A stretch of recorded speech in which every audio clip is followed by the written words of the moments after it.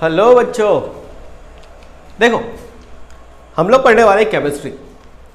अब जब हम 10th क्लास शुरू करते हैं तो पहला चैप्टर ही आता है हमारा केमिस्ट्री का। ठीक है, अब केमिस्ट्री से क्या होता है कि बहुत सारे बच्चों को डर लगता है, लेकिन केमिस्ट्री से डरने वाली कोई बात ही नहीं है। केमिस्ट्री से सिंपल कुछ भी नहीं है। कैसे? तो अगर आपने केमिस्ट्री को जान लिया है तो आप केमिस्ट्री को भी जान लोगे। बात समझ आ रहा है बच्चों? अगर आपने केमिस्ट्री को जान लिया है तो आप केमिस्ट्री भी जान लोगे। तो क्या कहता है केमिस्ट्री? ये केमिस्ट्री है क्या चीज?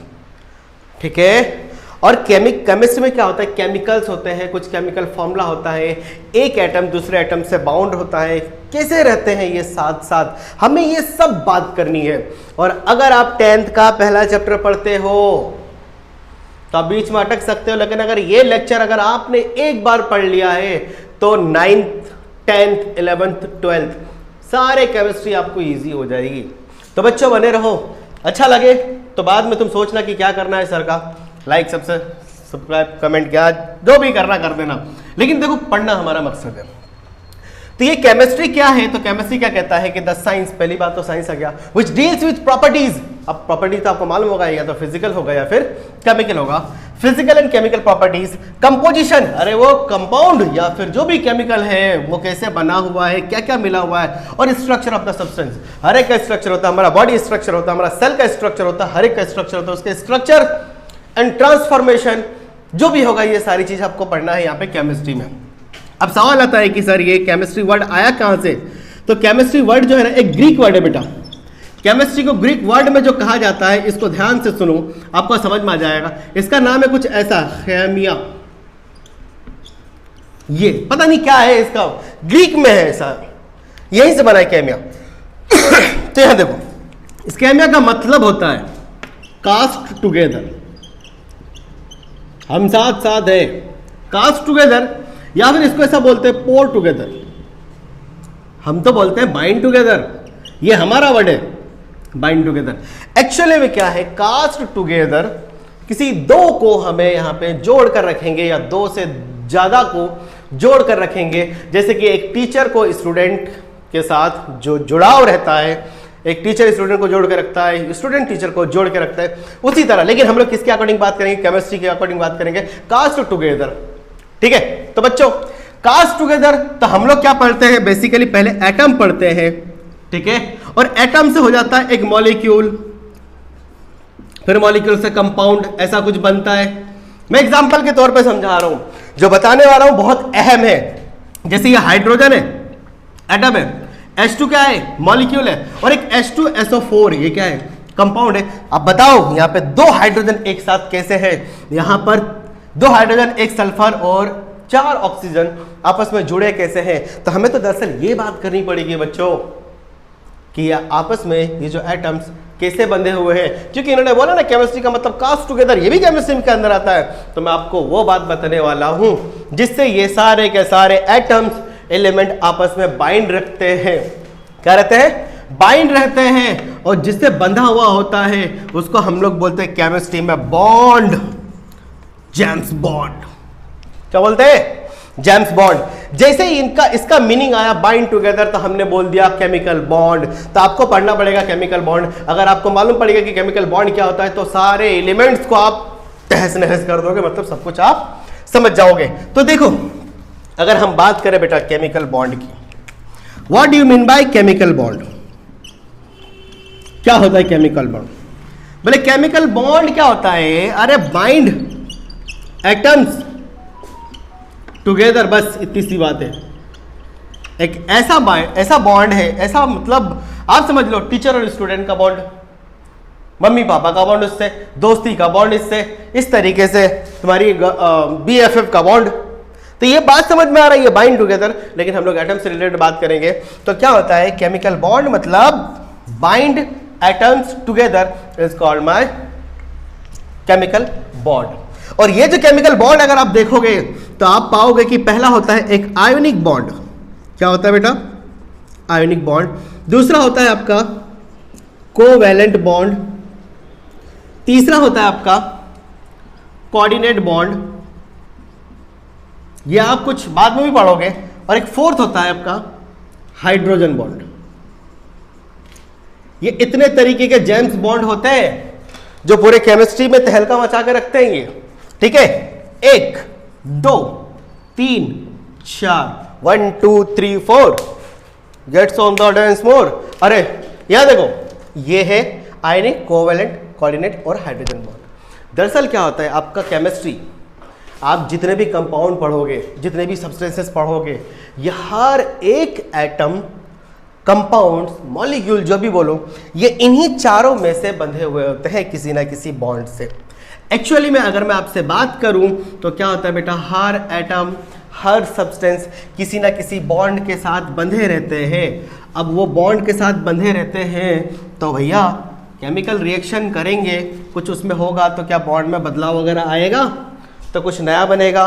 क्योंकि केमिस्ट्री में क्या होता है, एक रिएक्टेंट होता है और यहाँ से बनता है प्रोडक्ट। अब 10th क्लास के फर्स्ट चैप्टर में यही पढ़ोगे, तो यहाँ पर कुछ अलग होगा और यहाँ पर कुछ अलग होगा, तो ज़रूर इसके पीछे बॉन्ड का फर्क होगा, ठीक है।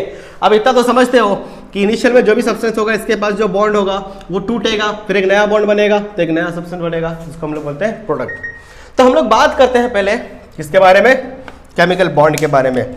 अगर हम बात कर ले पहला कि क्या है हमारे पास, एक होता है इलेक्ट्रोवैलेंट, ये नया वर्ड मत सुनना, इलेक्ट्रोवैलेंट, और यही है आयोनिक बॉन्ड। क्या होता है आयोनिक बॉन्ड? आयोनिक बॉन्ड को अगर समझना चाहे तो बहुत इजी है। क्या बोलता है यहाँ पे, ये जो बनता है, ये बॉन्ड कब बनता है, this bond is formed transfer of electron, सीधे ट्रांसफर ऑफ इलेक्ट्रॉन। ये कब बनेगा, ये ट्रांसफर ऑफ इलेक्ट्रॉन पे बनेगा। बच्चों हमने इससे पहले एक लेक्चर लिया था जिसमें केमिकल के बारे में बहुत सारी बात करी थी। ट्रांसफर ऑफ इलेक्ट्रॉन, अगर इलेक्ट्रॉन कोई डोनेट करेगा तो उसके ऊपर पॉजिटिव चार्ज आएगा, और इलेक्ट्रॉन कोई एक्सेप्ट करेगा तो इसके ऊपर नेगेटिव चार्ज आएगा, ठीक है। ये तो पता होगा आपको। तो बस सेम कॉन्सेप्ट होता है। अच्छा, कोई पॉजिटिव और कोई नेगेटिव क्यों आता है, चलो अगर बात आई तो मैं तुमको बता ही दूं। मेरे पास देखो यहाँ पर 2 एटम है, ये 2 बॉडी है, बॉडी 1 एंड बॉडी 2। मैंने बोला इसके पास कितने हैं, 400 इलेक्ट्रॉन, नहीं चलो ज़्यादा नहीं, हाँ चलो 400 इलेक्ट्रॉन है, तो क्या 400 प्रोटॉन भी होगा? इससे पहले वाली लेक्चर में आप देख लेना,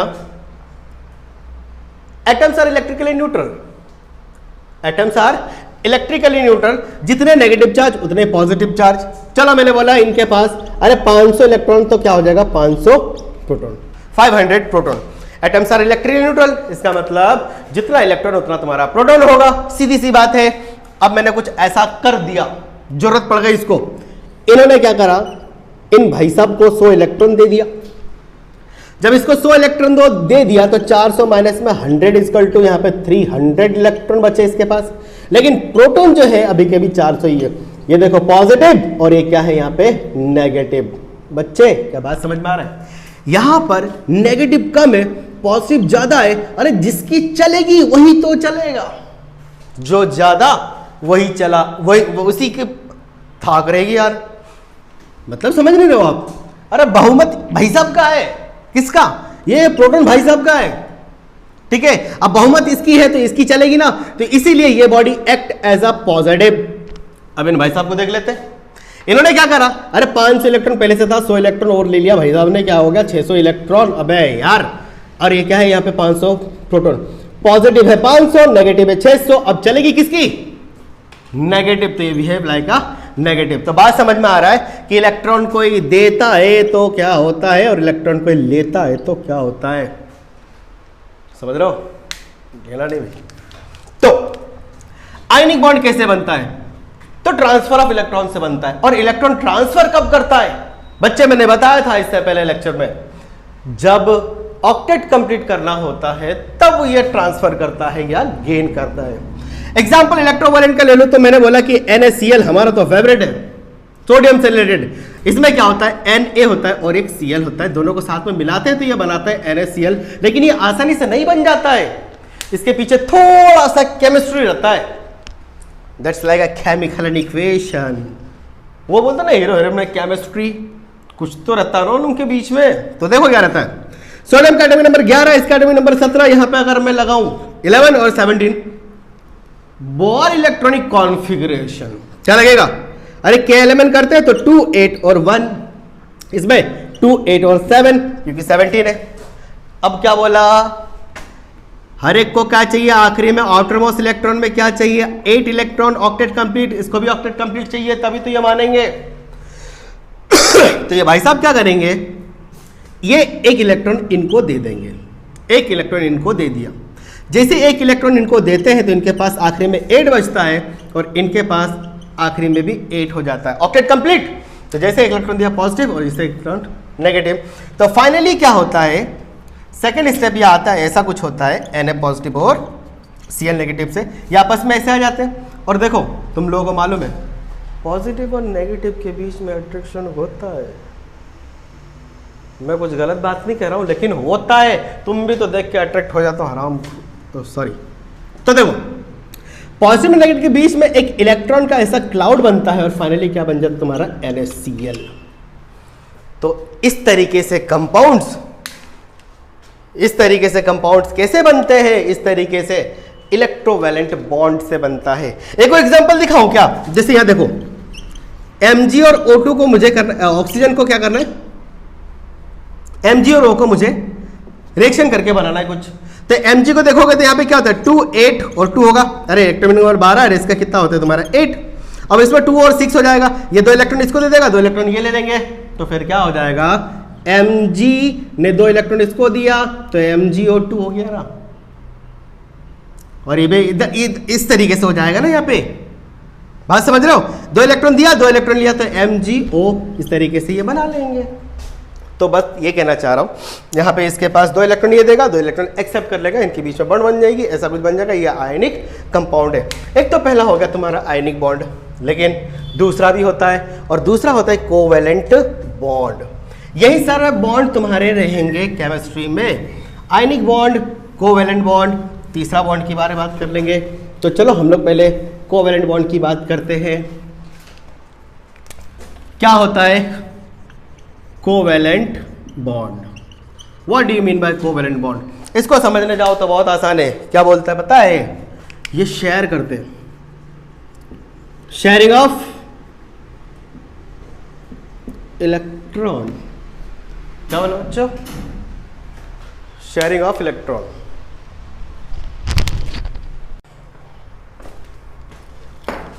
तो बच्चों sharing of electron, covalent bond जो बनता है वो शेयरिंग ऑफ इलेक्ट्रॉन से बनता है, ठीक है।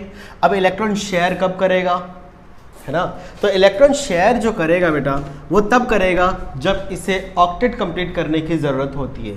और बताया था ऑक्टेट कंप्लीट करने के लिए क्या करेंगे, कोई इलेक्ट्रॉन डोनेट करेगा तो कोई इलेक्ट्रॉन एक्सेप्ट करेगा, और जितनी इलेक्ट्रॉन एक्सेप्ट या डोनेट करेगा वो हो जाएगा उसकी वैलेंसी, ठीक है। तो शेयरिंग ऑफ इलेक्ट्रॉन से सीधी सीधी बात है, एक एग्जाम्पल लेते हैं हम लोग। हम सबको मालूम है कि हाइड्रोजन होता है, लेकिन हाइड्रोजन ना ये H2 भी होता है, ठीक है। तो ये भी मालूम है हाइड्रोजन के पास कितने इलेक्ट्रॉन्स होते हैं बेटा, 1 इलेक्ट्रॉन। लेकिन इस तरीके से अगर हम बात करें, इसके पास 1 इलेक्ट्रॉन है और 1 प्रोटॉन है, तो ये H2 मॉलिक्यूल बना कैसे, तो मैं बता रहा हूं, एक हाइड्रोजन, एक लुइस नाम का साइंटिस्ट है, उन्होंने क्या करा, इलेक्ट्रॉन को रिप्रेजेंट करने का तरीका दिया, जिसको हम लोग बोलते हैं Louis dot and cross structure of electron. तो मैंने यहाँ पे बोला चलो इसके पास 1 इलेक्ट्रॉन को क्रॉस से लिख दिया और इसके पास 1 इलेक्ट्रॉन इसको डॉट से लिख दिया, ठीक है। अब ऑक्टेट रूल सिर्फ और सिर्फ ऑक्टेट के लिए तो है, लेकिन कभी कभी डुप्लेट की भी बात करनी पड़ती है, मतलब 2 इलेक्ट्रॉन ऑक्टेट कंप्लीट करने के लिए। इसके पास 8 कहाँ से ला सकते हैं, तो देखो इसमें क्या करेंगे, ये इन्होंने शेयर कर लिया और ये इन्होंने शेयर कर लिया। जैसे कि लड़के हॉस्टल्स में रहते हैं तो रूम शेयर करते हैं ना, बस उसी तरह रूम शेयर करते हैं, दोनों साथ साथ रहते हैं, ठीक है। तो ये क्या बन गया, H और H के बीच में एक बॉन्ड बन गया, और इसी को हम लोग बोलते हैं H2 मॉलिक्यूल। और ये जो बॉन्ड है ये है तुम्हारा कोवेलेंट बॉन्ड। ये बॉन्ड कैसे बना, शेयरिंग ऑफ इलेक्ट्रॉन से बना। एक और एग्जांपल लेके हम लोग बात करें, जैसे कि F2 फ्लोरीन का मॉलिक्यूल है, तो यहाँ पर कितने फ्लोरीन है, 1 फ्लोरीन, और यहाँ पे क्या हो गया, ऐसा फ्लोरीन है। फ्लोरीन के बारे में मालूम होगा 2 और 7 बोर इलेक्ट्रॉनिक कॉन्फ़िगरेशन, इसके पास भी 2 और 7 होगा। दोनों को क्या चाहिए, 1 इलेक्ट्रॉन चाहिए, लेकिन दोनों ट्रांसफर नहीं कर सकते, शेयर कर सकते। तो इसको हमने इस तरीके से नोट डाउन करा, देखो इस तरीके से कितने हो गए, इसके पास भी 7, उसके पास भी ये 7 इलेक्ट्रॉन मैंने ऐसे आउटर पे बना दिया। अब देखो कैसे होगा, ये शेयर कर लिया, तो इसके साथ कितना हो गया 2 2 4 2 6 और 2 8, इसके साथ देखो 2 4 6 एंड 8, ये जो इलेक्ट्रॉन है इसको हम लोग बोलेंगे शेयर्ड इलेक्ट्रॉन, ठीक है। और एक ऐसा बना लेगा F और फाइनली ये बन जाता है F2। दो एग्जांपल समझ में आ गया। एक और एग्जांपल देख लेते हैं हम लोग, एक और एग्जांपल जैसे कि H2O। अब कुछ नया आया, H2O को कैसे देखेंगे, एक ऑक्सीजन 2 हाइड्रोजन, ऑक्सीजन का आउटर मोस्ट इलेक्ट्रॉन कितने होते हैं 6 होता है, 6 होता है इधर, और मैंने कुछ ऐसा बना दिया, ये 2 ये 6 हो गए, लेकिन हाइड्रोजन के आउटर में एक ही इलेक्ट्रॉन होता है, ठीक है। अब इसको भी 8 चाहिए और इसको कितने चाहिए 2 चाहिए, तो यहां पे क्या होगा, इसने 8 और इसके पास 2, और फाइनली अगर इसको देखें तो हमने क्या बोला 6 हमें मिल गया, तो ये HOH ये क्या बन गया H2O। तो ये स्ट्रक्चर समझ में आया, ठीक है। अब आप CO2 का भी बना सकते हो, CO2, ठीक है ना, CO2 ये है C, कार्बन के पास कितना होगा, अरे 2 और 4, क्योंकि एटॉमिक नंबर इसका कितना होता है 6, तो ये 1 2 3 4। ऑक्सीजन के पास अभी अभी बताया था इनका आउटर मोस्ट में कितने इलेक्ट्रॉन्स होते हैं 6, 1 2 3 4 5 6, 1 2 3 4 5 6। अब इन्हें चाहिए कितने 8, इनको भी 8, इनको भी 8, चलो शेयर करो, ये शेयर हो गया, ये शेयर हो गया, 8 हो गया इनको। अब मेरी बारी, हमें कौन शेयर करेगा, तो ये 3 का शेयर हो गया। अब यहाँ पे C डबल बॉन्ड, अब यहाँ पे 2 इलेक्ट्रॉन पेयर ऐसा शेयर हो रहे हैं, तो C double bond O, finally ये क्या हो गया आपका CO2। तो इस तरीके से कोवेलेंट बॉन्ड बनता है। बच्चों मैं आपको बता रहा हूँ केमिस्ट्री में जितने भी एटम्स हैं, जितने भी मॉलिक्यूल्स हैं, हर एक मॉलिक्यूल्स बोलो या कंपाउंड बोलो, ये सब के सब किसी ना किसी बॉन्ड से बंधे होते हैं, और ये बॉन्ड में से कौन सा था कोवेलेंट बॉन्ड। एक होता है कोऑर्डिनेट बॉन्ड, थर्ड जो बात कर रहा हूं मैं वो कोऑर्डिनेट बॉन्ड होता है। अब ये कोऑर्डिनेट बॉन्ड के बारे में ज़्यादा हमें पढ़ना नहीं है, ये ज़्यादा यूज में नहीं है, लेकिन फिर भी मैं तुमको बता देता हूं ये क्या होता है, sharing of lone pair electron, sharing of lone pair electron. बोले sir what do you mean by lone pair, हम पहली बार सुन रहे हैं। बेटा जब 2 इलेक्ट्रॉन एक साथ रहेगा तो उसको हम लोग बोलेंगे लोन पेयर, केमिस्ट्री में ऐसी बात होती है, जब 2 इलेक्ट्रॉन एक साथ रहेगा तो उसको हम लोग बोलेंगे लोन पेयर। तो ये लोन पेयर ऑफ इलेक्ट्रॉन क्या करेगा, डोनेट करेगा, कुल मिला के, सॉरी शेयर नहीं करेगा, डिनोट करेगा, वो दे देगा किसी को, किसके लिए, ऑक्टेट कंप्लीट करने के लिए। इसका एग्जांपल एक ही है H2SO4, you know sulphuric acid, the king of acid is known as sulphuric acid.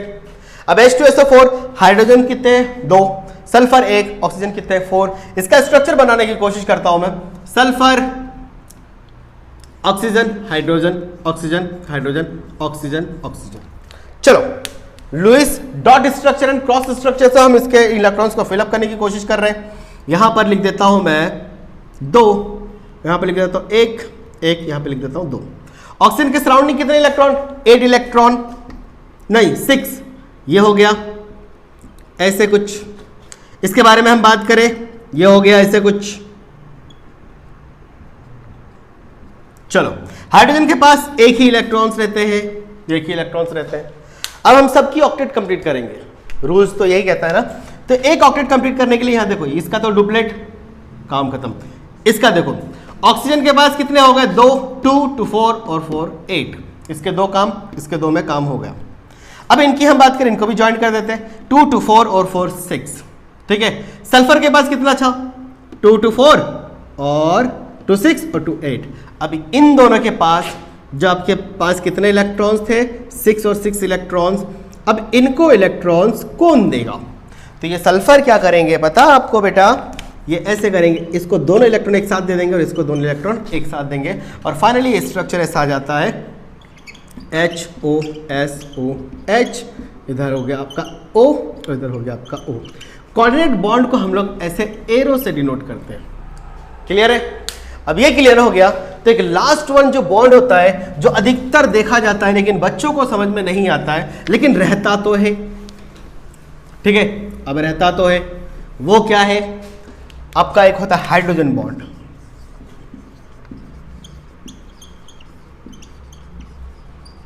ये हाइड्रोजन बॉन्ड बहुत खतरनाक है।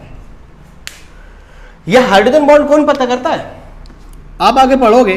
हाइड्रोजन बॉन्ड रहता है एक्चुअल में हाइड्रोजन के साथ ये फोन और कॉल करते हैं। क्या बोला बच्चों? Phone call, hi hello, phone call. Hydrogen, fluorine, oxygen, nitrogen and chlorine. अगर ऐसा कोई कंपाउंड हो जिसमें हाइड्रोजन के साथ साथ अगर ये चीज भी दिखी जाए, ये एलिमेंट्स भी अगर देखी जाए, तो उनके बीच में एक बैक बॉन्डिंग होती है। एक बैक बॉन्डिंग होती है जिस वजह से वो आपस में कंबाइंड होते हैं। एग्जाम्पल के तौर पे मैं एक छोटी सी बात करता हूं। ये फोन कॉल समझ में आ गया होगा।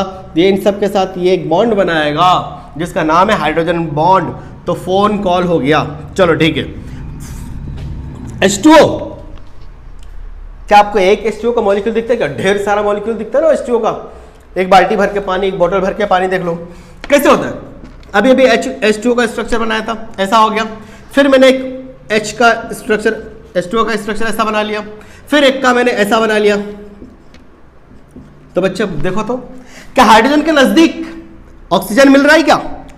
तो यहां पर एक डॉट बॉन्डिंग आएगा और ये इसके साथ क्या होगा? एक डॉट बॉन्डिंग आएगा। ये जो बॉन्ड है ये आपका हाइड्रोजन बॉन्ड है।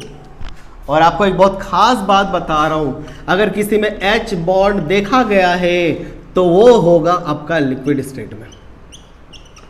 अगर किसी भी मॉलिक्यूल्स में अगर आपको हाइड्रोजन बॉन्ड दिखता है तो वो एक्सेप्शनली केमिस्ट्री में क्या होता है? वो लिक्विड स्टेट में होता है। देखो पानी तो क्या है आपका? लिक्विड ही है, सबको मालूम है। एक और एग्जांपल देख लो ना, ये नाम है इसका इथाइल अल्कोहल, लेकिन सब के सब जानते हैं क्या होता है ये C2H5OH। एक्चुअल में क्या है? ये अल्कोहल है वही। चलो इसके बारे में बात करें तो C2H5O और ये H हो गया। इसी तरह मेरे पास और भी होगा OH, C2H5, इस तरह ढेरों मॉलिक्यूल होंगे। ये आपस में क्या करेंगे? ये ज्वाइन करके रहेंगे। इसी तरह आपके साथ कहाँ गया? ये फोन कॉल का ऑक्सीजन हो गया। फ्लोरीन भी अगर दिख जाएगा, नाइट्रोजन भी दिख जाएगा, तो इस तरीके से बनाएंगे। और क्या ये भी तो तुम्हारा लिक्विड में ही होता है ना? लिक्वर ही बोलते हैं इसको तो, ठीक है। तो ये होता है हाइड्रोजन बॉन्ड। तो बच्चों अगर आपको केमिस्ट्री पढ़ना है तो ये क्लास आपके लिए इतनी ज़रूरी है जितना कि आगे के चैप्टर्स पढ़ना हो, ठीक है। दरअसल क्या है कि इससे आपको सारे कॉन्सेप्ट पता चल जाएगा। लेकिन जब हम लोग chemical equation, reaction and equation जब पढ़ेंगे ना, तो वहाँ पर क्या होता है बेटा, कोई भी कंपाउंड हो, कोई भी सब्सटेंस हो, उसके जो